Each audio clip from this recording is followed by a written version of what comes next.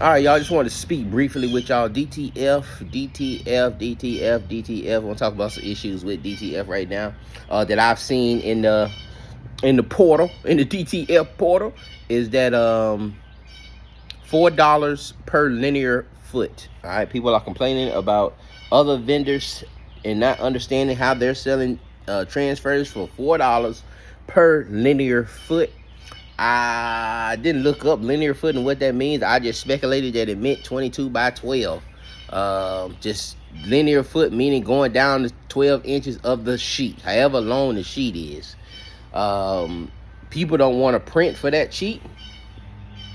And but the reality is, man, stuff is gonna be even cheaper, man. If they don't close that vacuum, they don't close that door from China, then stuff is gonna be extremely cheap. But there's gonna be people that don't know. All right, there's people that do it for a linear foot, but there's a lot of people that don't know. Even if you if you don't have a printer, you can still sell transfers because people will call you and they don't know the transfer game, but you should already have your pricing together.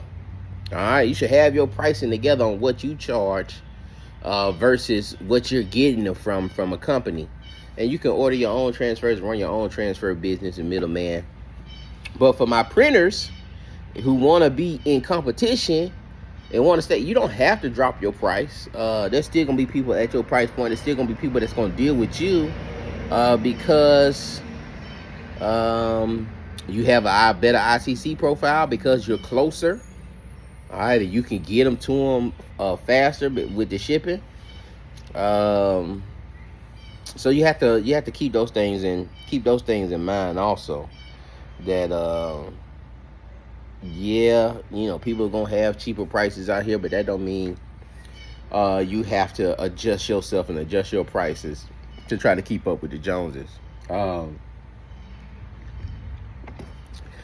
More news. Joann's fabric store, they went bankrupt. Joann's fabric store went bankrupt, and trust and believe, if Joann's is struggling, Michael's is struggling, Hobby Lobby is struggling, and there may be some issues trickling down into anybody that's doing arts and crafts that is struggling. Anybody that's doing, shirts and print shops, and things may be looking a little grim. May not be saying nothing, but things may be looking a little grim. I'm a print shop, but 90% of my business is e-commerce.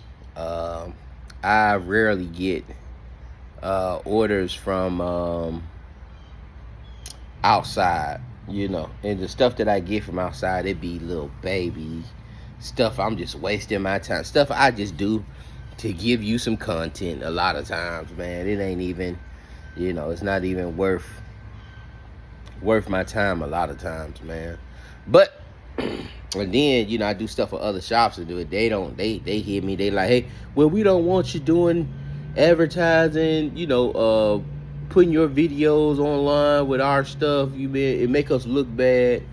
So I stopped putting that content up, man, of their stuff. But a lot of that stuff was trash anyway, man. It was just, $100 here, $50, little trash runs. But yeah, don't think that if Joann's and all of them are in trouble, man. Don't think that everybody else ain't gonna feel it. That's gonna trickle down. That shows me something. All right, that bankruptcy of Joann shows me something. And Joann's is trash. Well, I wouldn't say they trash, but man, that fabric, man. And when you got somebody like Joann's, and you got Esty sellers that you're going up against, because they done went and got fabric from somewhere and got it pressed up. You got to come with it, man. You can't be selling that old 70s looking fabric, man. Look like 70 wallpaper, man. You can't sell that. Nobody want that, man. All right, we want the flashy stuff. We want the stuff that look designer. We want that designer look. We want high quality. High quality. That stuff you ball up and man, it get all wrinkled and thin like darn some cheap sheets. Nobody want that. Can't nobody use that, man, except an older generation, man. But it could be a sign of crafters or sewers, especially those that are sewing.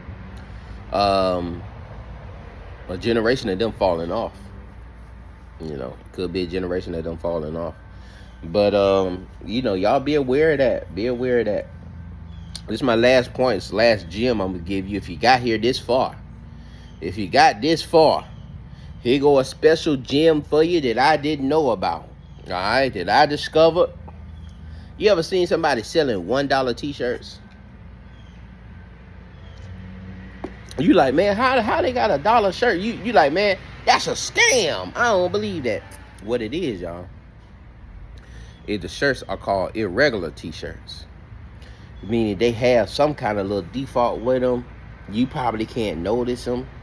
And I think that's what Joann's and the Hobby Lobby and all these stores, I think that's what they're selling us. They selling us the irregular t-shirts. It's a whole market for irregular t-shirts. Just type in irregular t-shirts, IRR, irregular t-shirts. And you'll go down a rabbit hole, man. You'll see, shirts for 50 cents, shirts for 75 cents per shirt. This could be useful for,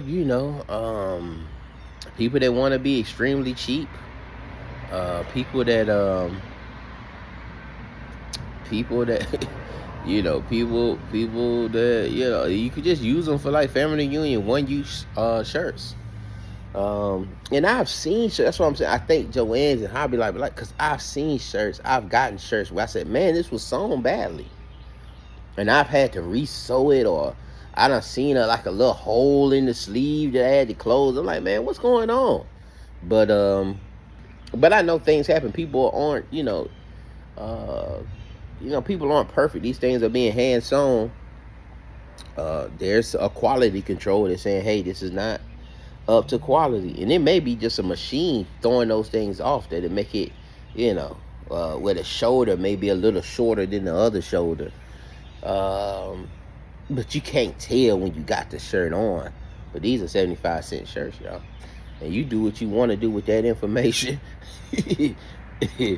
And I'll see y'all on the next one. Make sure y'all like, subscribe.